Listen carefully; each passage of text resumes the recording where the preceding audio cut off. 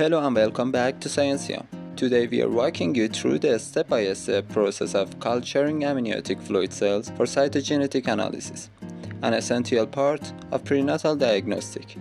Here's what you need for the culture: 4 ml of amnion max culture medium, 2 Layton tubes, and the sample. Now let's begin the culturing process.